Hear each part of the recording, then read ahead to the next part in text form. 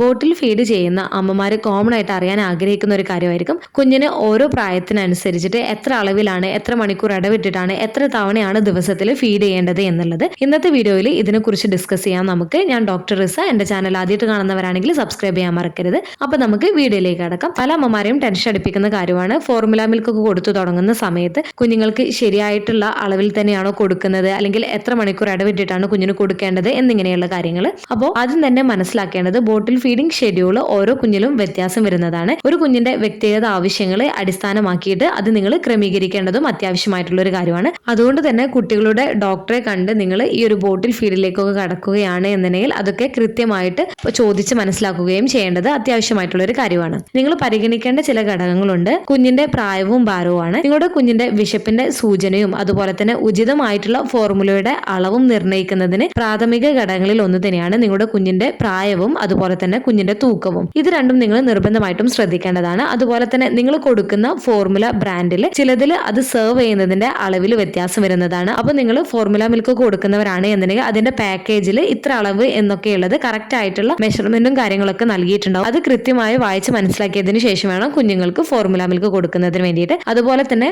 നിങ്ങളുടെ കുഞ്ഞിന്റെ വിശപ്പിന്റെ സൂചനയും നിങ്ങൾ നിർബന്ധമായിട്ടും ശ്രദ്ധിക്കേണ്ടതാണ്. കുഞ്ഞിന്റെ വിശപ്പിന്റെ സൂചനയ്ക്ക് അനുസരിച്ചിട്ട് നിങ്ങൾ ഫീഡ് ചെയ്യുന്നതിന് വേണ്ടിയിട്ടും നിങ്ങൾ ശ്രദ്ധിക്കേണ്ടതാണ്. ചില കുഞ്ഞുങ്ങൾ കൂടുതൽ ഇടവിട്ടിട്ട് ഭക്ഷണം കഴിക്കുന്നവരായിരിക്കും. എന്നാൽ ചില കുഞ്ഞുങ്ങൾ ഒരു സമയം തന്നെ വലിയ അളവിൽ കുറച്ച് സമയം കഴിക്കുന്നവരുമായിരിക്കും. അപ്പോൾ ഈ ഒരു കാര്യങ്ങളൊക്കെ പരിഗണിച്ചിട്ട് വേണം നിങ്ങളുടെ കുഞ്ഞിന്റെ ബോട്ടിൽ ഫീഡിംഗ് ഷെഡ്യൂൾ നിങ്ങൾ പരിഗണിക്കുന്നതിന് വേണ്ടിയിട്ട്. ഒരു ജനറൽ ആയിട്ടുള്ള ബോട്ടിൽ ഫീഡിംഗ് ഷെഡ്യൂളിനെ കുറിച്ച് നമുക്ക് നോക്കാം. നിങ്ങളുടെ കുഞ്ഞിന്റെ പ്രായത്തിനനുസരിച്ചിട്ട് നിങ്ങളുടെ കുഞ്ഞിന് രാത്രിയും പകലും ബോട്ടിൽ ഫീഡ് എത്ര തവണയാണ്, എത്ര മണിക്കൂർ ഇടവിട്ടിട്ടാണ് ഫീഡ് ചെയ്യുന്നത് എന്നതിനെ കുറിച്ച് നോക്കാം. ജനിച്ചത് മുതൽ ഒരു മാസം വരെ പ്രായമുള്ള കുഞ്ഞുങ്ങൾക്ക് രാവിലെ 2 to 3 hours ഇടവിട്ടിട്ടാണ് ഫീഡ് ചെയ്യേണ്ടത്. ഇത് 24 മണിക്കൂറിനുള്ളിൽ 8 മുതൽ 12 തവണ വരെ നിങ്ങൾക്ക് കുഞ്ഞുങ്ങൾക്ക് ഫീഡ് ചെയ്യാവുന്നതാണ്. ഓരോ തവണ ഫീഡ് ചെയ്യുമ്പോഴും ഏകദേശം 30 മുതൽ 90 ml വരെ ഫോർമുല അല്ലെങ്കിൽ ബ്രസ്റ്റ് മിൽക്ക് കൊടുക്കേണ്ടതാണ്. തുടക്കത്തിൽ കുഞ്ഞിന്റെ വയറ് ചെറുതായതിനാൽ തന്നെ ഈ ഒരു ഫുൾ എമൗണ്ട് കുഞ്ഞ് കുടിക്കണമെന്നില്ല. അതുകൊണ്ട് തന്നെ കുഞ്ഞിന്റെ ആവശ്യത്തിനനുസരിച്ചിട്ട് നിങ്ങൾ ഫീഡ് ചെയ്യുന്നതിന് വേണ്ടിയിട്ടും ശ്രദ്ധിക്കേണ്ടതാണ്. അതുപോലെ തന്നെ കുഞ്ഞിന്റെ വിശപ്പിന്റെ സൂചനയും നിങ്ങൾ ശ്രദ്ധിക്കേണ്ടതാണ്. ചിലപ്പോൾ കുഞ്ഞുങ്ങൾക്ക് 2 hours ഗ്യാപ്പിൽ ഇടവിട്ടിട്ടൊക്കെ തന്നെ കുഞ്ഞുങ്ങൾക്ക് വിശപ്പുണ്ടാവും. അതിനനുസരിച്ചിട്ട് നിങ്ങൾ ഫീഡ് ചെയ്യുകയും ചെയ്യേണ്ടതാണ്. ഇനി രാത്രിയിലേക്ക് വരുന്ന സമയത്ത് രാത്രിയിൽ നിങ്ങളുടെ കുഞ്ഞുങ്ങൾ വിശപ്പിന്റെ ലക്ഷണങ്ങൾ കാണിക്കുന്നില്ല എന്നുണ്ടെങ്കിൽ കൂടുതൽ നേരം ഉറങ്ങാൻ അനുവദിക്കാം. ഏകദേശം ഒരു 3 മണിക്കൂർ ഗ്യാപ്പ് ഇടവിട്ടിട്ട് നിങ്ങൾക്ക് ബോട്ടിൽ ഫീഡ് ചെയ്യാവുന്നതാണ്. കുഞ്ഞ് വിശന്ന് എഴുന്നേൽക്കുകയാണ് എന്നുണ്ടെങ്കിൽ ആവശ്യാനുസരണം കുഞ്ഞുങ്ങൾക്ക് ഫീഡ് ചെയ്യുന്നതിന് വേണ്ടിയിട്ടും നിങ്ങൾ ശ്രദ്ധിക്കേണ്ടതാണ്. അടുത്തത് 1 to 3 months വരെയുള്ള കുഞ്ഞുങ്ങളിൽ പകൽ സമയങ്ങളിൽ 2 to 3 hours ഗ്യാപ്പിൽ ഫീഡ് ചെയ്യാവുന്നതാണ്. ബോട്ടിൽ ഫീഡൊക്കെ ചെയ്യുന്ന കുട്ടികളാണ് എന്നുണ്ടെങ്കിൽ കുഞ്ഞുങ്ങൾക്ക് ഒരു 4 hours ഗ്യാപ്പിലൊക്കെ ഫീഡ് ചെയ്താലും മതിയാവും. ദിവസത്തിൽ ഒരു 6 to 8 times വരെ ഫീഡ് ചെയ്യേണ്ടതാണ്.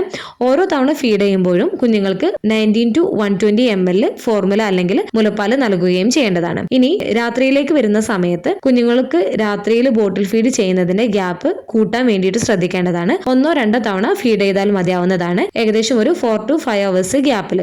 ഇനി 3 to 6 monthsലേക്ക് വരുന്ന സമയത്ത് കുഞ്ഞുങ്ങൾക്ക് പകൽ സമയത്ത് ഈ പ്രായത്തിലുള്ള കുഞ്ഞുങ്ങൾ കൂടുതൽ കൃത്യമായിട്ടുള്ള ഇടവേളകളിൽ വിശപ്പിന്റെ ലക്ഷണങ്ങൾ കാണിച്ചു തുടങ്ങുന്നതാണ്. ദിവസത്തിൽ ഒരു 4 to 6 times വരെ ബോട്ടിൽ ഫീഡ് ചെയ്യാവുന്നതാണ്. ഏകദേശം ഓരോ തവണയും ഒരു 120 to 180 ml നിങ്ങൾക്ക് കുഞ്ഞുങ്ങൾക്ക് ഫീഡ് ചെയ്യുകയും ചെയ്യാവുന്നതാണ്. ഫോർമുല അല്ലെങ്കിൽ മുലപ്പാൽ നൽകാവുന്നതാണ്. ഇനി 6 to 9 months ബേബീസിൽ നിങ്ങൾ കുഞ്ഞുങ്ങൾക്ക് സോളിഡ് ഫുഡ് ഒക്കെ സ്റ്റാർട്ട് ചെയ്യുന്നതിനാൽ തന്നെ ദിവസത്തിൽ 180 to 240 ml ഫോർമുല അല്ലെങ്കിൽ മുലപ്പാൽ കൊടുക്കാവുന്നതാണ്. ഏകദേശം ഒരു 4 to 6 times വരെ നിങ്ങൾ കുഞ്ഞുങ്ങൾക്ക് ഫീഡ് ചെയ്യേണ്ടതാണ്.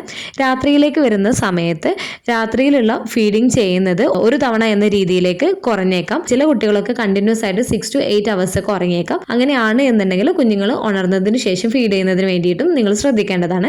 ഇനി 9 to 12 monthsലുള്ള കുഞ്ഞുങ്ങളെ എടുക്കുകയാണ് എന്നുണ്ടെങ്കിൽ ഈ ഒരു കുഞ്ഞുങ്ങൾ കൂടുതലും ഭക്ഷണം കഴിച്ചു തുടങ്ങുന്ന ഒരു സമയമാണ്. ഈ ഒരു സമയത്ത് കുഞ്ഞുങ്ങൾ ഫോർമുല അല്ലെങ്കിൽ മിൽക്ക് കുടിക്കുന്നത് കുറയുകയും ചെയ്യുന്നതാണ്. അതുകൊണ്ട് തന്നെ ദിവസത്തിൽ ഒരു 3 to 4 ഫീഡിങ് മതിയാവുന്നതാണ്. ഒരു സമയം ഫീഡ് ചെയ്യുമ്പോൾ 120 to 240 ml പാല് കൊടുക്കുകയും ചെയ്യേണ്ടതാണ്. അതുപോലെ തന്നെ രാത്രി കാലങ്ങളിലേക്ക് വരികയാണ് എന്നുണ്ടെങ്കിൽ ചില കുട്ടികൾ ഭക്ഷണം ആവശ്യമായി വന്നേക്കില്ല, രാത്രി മുഴുവനും ഉറങ്ങിയേക്കാം. അതുകൊണ്ട് തന്നെ കുഞ്ഞുങ്ങളെ രാത്രിയിൽ എണീക്കുകയാണ് എന്നുണ്ടെങ്കിൽ മാത്രം ബോട്ടിൽ ഫീഡ് ചെയ്താൽ മതിയാവുന്നതുമാണ്. ഒന്നുകൂടെ പറയാം, ജനിച്ചത് മുതൽ 1 മാസം വരെ പ്രായമുള്ള കുഞ്ഞുങ്ങൾക്ക് per feeding 30 to 19 ml 1 to 3 months വരെ കുഞ്ഞുങ്ങൾക്ക് per feeding 19 to 120 ml 3 to 6 months വരെയുള്ള കുഞ്ഞുങ്ങൾക്ക് per feeding 120 to 180 ml 6 to 9 months വരെയുള്ള കുഞ്ഞുങ്ങൾക്ക് per feeding 180 to 240 ml 9 to 12 months വരെയുള്ള കുഞ്ഞുങ്ങൾക്ക് പെർ ഫീഡിങ് 120 to 240 ml ആണ് കൊടുക്കേണ്ടത്.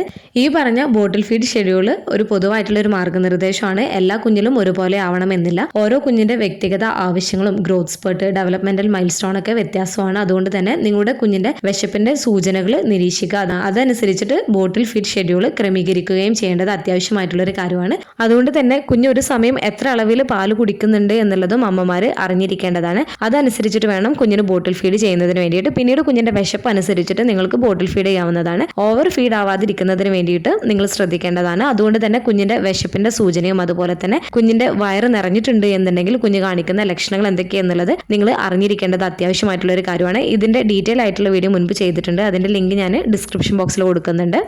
കൂടാതെ നിങ്ങളുടെ കുഞ്ഞിന്റെ പ്രായത്തിനും വികാസത്തിനും വേണ്ടിയുള്ള ഭക്ഷണവും പോഷണവും സംബന്ധിച്ച വ്യക്തിഗത മാർഗ്ഗനിർദ്ദേശത്തിനായിട്ട് നിങ്ങളുടെ കുട്ടികളെ ഡോക്ടറെ കാണിച്ചിട്ട് അത് ചോദിച്ച് മനസ്സിലാക്കുകയും ചെയ്യേണ്ടത് അത്യാവശ്യമായിട്ടുള്ള ഒരു കാര്യമാണ്. ബോട്ടിൽ ഫീഡ് ചെയ്യുന്ന മിക്ക അമ്മമാരിലും ബ്രസ്റ്റ് മിൽക്കിന്റെ കുറവോ അല്ലെങ്കിൽ മറ്റെന്തെങ്കിലും പ്രശ്നങ്ങൾ കൊണ്ടോ അല്ലെങ്കിൽ ജോലി സംബന്ധമായിട്ടുള്ള കാര്യങ്ങൾക്ക് പോകുന്നത് കൊണ്ടൊക്കെ ആയിരിക്കും ബോട്ടിൽ ഫീഡ് ചെയ്യുന്നത്. അതുപോലെ തന്നെ ചില അമ്മമാർ മിൽക്കൊക്കെ എക്സ്പ്രസ് ചെയ്തിട്ടായിരിക്കും ബോട്ടിൽ ഫീഡ് ചെയ്യുന്നത്. അതുകൊണ്ട് തന്നെ ഓരോ അമ്മമാർക്കും ടെൻഷനാണ് കുഞ്ഞിന്റെ പ്രായത്തിനനുസരിച്ചിട്ട് എത്ര അളവിലാണ് എത്ര മണിക്കൂർ ഇടവിട്ടിട്ടാണ് കുഞ്ഞിന് ഫീഡ് ചെയ്യേണ്ടത് എന്നൊക്കെയുള്ളത്. അതുകൊണ്ട് തന്നെ അത് കൃത്യമായിട്ട് അറിഞ്ഞിരിക്കുക എന്നുള്ളതും അത്യാവശ്യമായിട്ടുള്ള ഒരു കാര്യമാണ്. ഇതിനെക്കുറിച്ച് നിങ്ങൾക്ക് കൂടുതലായിട്ട് ഡൗട്ടും കാര്യങ്ങളൊക്കെ ഉണ്ട് എന്നുണ്ടെങ്കിൽ തീർച്ചയായിട്ടും നിങ്ങൾ കാണിക്കുന്ന കുഞ്ഞുങ്ങളുടെ ഡോക്ടറുമായിട്ട് നിങ്ങൾ ഇതിനെക്കുറിച്ച് സംസാരിച്ച് കൃത്യമായിട്ട് മനസ്സിലാക്കുകയും നിങ്ങൾ ജോലിക്കൊക്കെ പോകുന്നവരാണ് എന്നുണ്ടെങ്കിൽ നിങ്ങൾ വീട്ടിലുള്ളവരോട് ഇത്ര അവേഴ്സ് ഗ്യാപ്പിലാണ് കുഞ്ഞിന് കൊടുക്കേണ്ടത്, ഇത്ര അളവിലാണ് കുഞ്ഞിന് കൊടുക്കേണ്ടത് എന്നുള്ള കാര്യങ്ങളൊക്കെ വ്യക്തമായിട്ട് പറഞ്ഞ് മനസ്സിലാക്കി കൊടുക്കുകയും ചെയ്യേണ്ടതാണ്. ഈ ഒരു വീഡിയോ നിങ്ങൾക്ക് യൂസ്ഫുൾ ആയിട്ട് തോന്നിയിട്ടുണ്ടെങ്കിൽ മറ്റുള്ളവർക്കും കൂടെ ഷെയർ ചെയ്ത് കൊടുക്കുക. എന്തെങ്കിലും ഡൗട്ടുകൾ ഉണ്ടെങ്കിൽ കമന്റ് ആയിട്ട് ചോദിക്കാവുന്നതാണ്. അടുത്തൊരു വീഡിയോയിൽ കാണുന്നത് വരെ ബൈ.